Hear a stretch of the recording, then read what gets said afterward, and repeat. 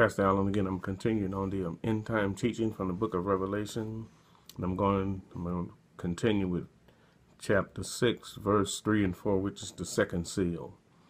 The second seal, when the Lamb broke the second seal on the scroll, John heard the second living creature order the second horseman forward. The red horse probably symbolizes bloodshed and war. The rider of the horse removes peace from the earth. Further, he was to cause men to slaughter one another. The great sword represents authority to slay people. It does not denote international warfare, but revolution, in which people turn on one another. The result is anarchy, riot, and civil war. In light of the terrorism, bombing, and civil war taking place around the world, we need little imagination to think of what will be happening on an even greater scale. It has always been so throughout history. From 1496 BC to AD 1861, the world knew 3,130 years of war and only 227 years of peace. In the last 400 years, European nations have signed more than 8,000 peace treaties. In the 20th century, 8.5 million died in World War I, and 22 million died in World War II. The Vietnam conflict cost the U.S. 47,000 of our young men and maimed another 100,000 for life. What our text tells us is that the years prior to the second coming of Christ, God is going to give civilization over to war. And that's exactly what's going on now. The third seal, chapter 6, verse 5 and 6. The black horse followed, symbolizing the revenge of war, namely famine. Black is the color of frightfulness and mourning. This third horseman carries in his hand a pair of scales which symbolize his work. He's coming to balance. These scales in the hand of the horseman are not the kind used to weight by weight watchers, but rather is the kind used to measure out grain. This implies that food will have to be weighed out and rationed with care. So it's going to go into a famine situation where they're going to be rationing food, and if you're not preparing yourself, you will not be well fed. As is generally too, scarcity and famine always follows war. Probably the wars that the ungodly rulers under Antichrist leadership begin will reduce the food supply greatly. These rulers will control it strictly with consistent suffering of many people. The price of wheat and barley will be very high. A quart of wheat would provide one meal, but it would cost a denarius, a whole day's wages. Do not damage the oil and wine means do not tamper with, reflecting the strict control over prices that ungodly rulers under Antichrist leadership will have at this time.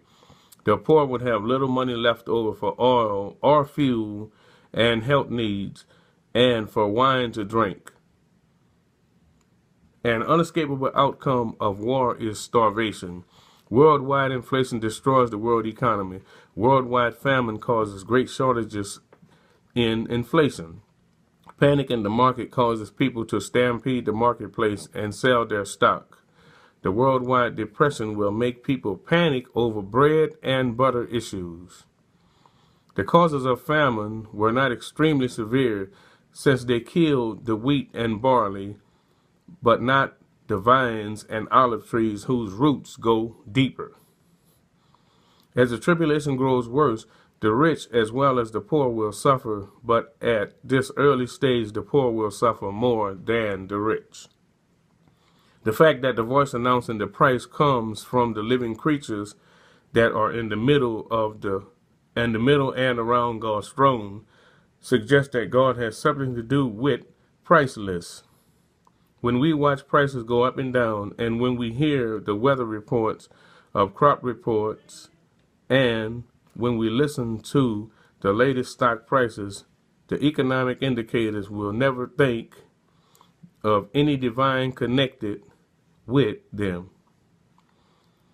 How wrong are they? When they see all these different things happening with stock market prices, oil prices, food prices, they will not even give any recognition that God is in control of it and not man. But they have a hard decisions. They're going to have hard decisions to make because God is going to control it, and nothing they try to do is going to stop him from dealing with it.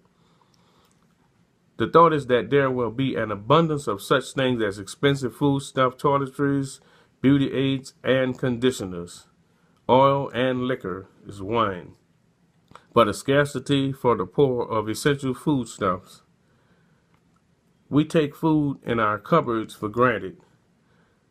We let the waitress take potential leftovers away. We toss out half-eaten apples. In America, we have forgotten the old waste not, want not homily. We throw enough food into the garbage cans to feed a family of 6 for a day in India. Our dogs have a diet higher in protein than most of the people in the world, which is sad. We feed a dog better than we feed people in third world countries. The fourth seal. When the Lamb broke the fourth seal, I heard the voice of the fourth living creature say, "Come." I looked, and behold, an ashen horse, which is a pale horse, and he who sat on it had a name, Death, and Hades, which is hell, followed with him. Authority was given to them over the fourth of the earth to kill with the sword, and with famine, and with pestilence, and by the wild beasts of the earth. The Lamb broke the fourth seal, and the fourth living creature called the fourth horseman out. John next saw the ashen horse, which is the pale horse, the color of a human corpse. The Greek term for ashen is colorless, means no color, basically, is one from which we get our English word chlorine. It denotes a yellowish green color as a human corpse.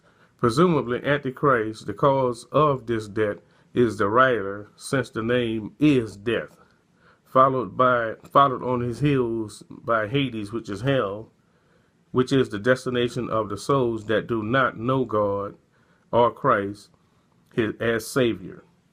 Perhaps John saw Hades following Death as a man on foot follows a mounted warrior grimly gathering in his victims, or as a hearse follows a horse.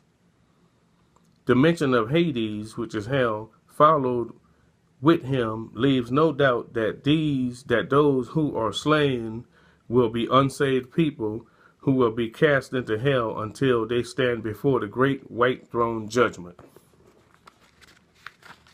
And I will return on a later date with the following and continuing with the fourth seal. May God bless you.